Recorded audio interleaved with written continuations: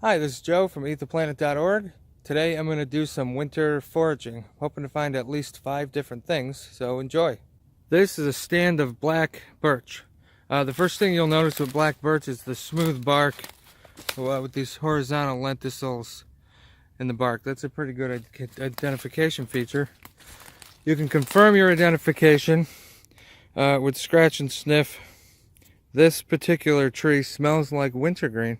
If you've ever had birch beer or birch beer soda, you'll recognize the flavor. You can use these small twigs to make birch beer or birch tea. You typically don't have to worry about over-harvesting with this plant because it's extremely common. They actually have an edible inner bark. I took this piece of bark off another birch and you can see the inside. So this material here, it's not soft, but it's crumbly. You can add it to things like if you're boiling water to give some calories. You don't want the thin outer bark, but all this crumbly material underneath, that can be added.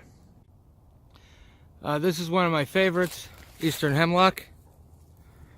The needles and foliage can be used in a tea, just like pine and spruce.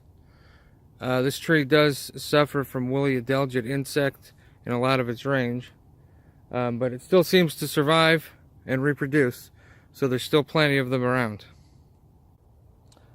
Make sure you don't get the hemlock confused with the yew, which is very toxic and can be found sometimes in the forest in New England. It's typically a landscape plant, but they do grow side by side. I've seen them right next to each other.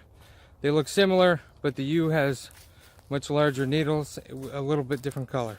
This is a very poisonous plant. So again, do not eat this. This is very poisonous. This is a mountain laurel. The reason I'm bringing this up is because it does stand out in the winter landscape. But as a rule of thumb, any broad-leafed evergreen shrubs like mountain laurel, rhododendron, azaleas, Andromeda are all very toxic. I mean, that's the only reason they can survive in the winter without being eaten by deer, is to be toxic. Deer have evolved some capability of eating them, but they don't eat a lot because of the toxins that they contain. These are barberry fruits. It's one of the only fruits that hangs on all the way into the winter reliably. It's February right now, and these are still edible. They actually taste a little better now than they do in the fall. And there's a good and bad side to this story, which is that barberry is extremely invasive. But you can pull these off and just eat them as is. They have a complicated flavor.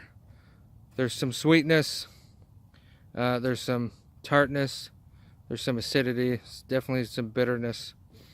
There's a seed inside. You don't get a lot of material, but it's still fun to find edible berries in the winter. I saw this wet area with green moss. It's not the temperatures that sometimes prevent these things from staying green. It's just that the water freezes and the plants can't get the water. So if you see green moss in the winter, there's probably some water flowing. And I was specifically looking for Pennsylvania bitter crust, which I found here. Oh, there's 2. I thought there was only 1. So this is Pennsylvania bitter crust. There's another tiny one over here.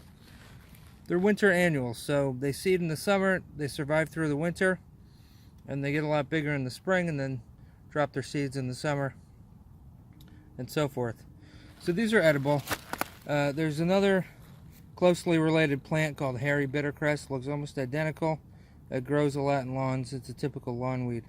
This one tends to grow in wetlands. So I saw this mass of raspberries, wild raspberries, and it made me think to look for greenbrier. They often grow together and they look similar. If you're familiar with wild raspberries, this is what the vine looks like.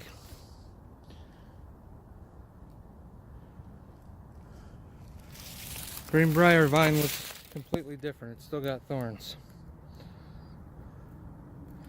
The greenbrier will sometimes have clusters of black fruit in the winter. I'm in the middle of the woods, so I wouldn't expect there to be any now. They've probably been eaten by every bird that's been through here. But it's good to know that they exist. They do have fruit through the winter. if you're in like a park and you look at the wooded edge, a lot of times you'll see greenbrier and there'll be fruit available for foraging. Hopefully you learned what wild edibles you can forage for in the winter, and what not to forage for. I'm going to try to include links to some of my articles on identifying these wild edibles further. If you like the video, please like and subscribe. Feel free to comment. Thanks for watching.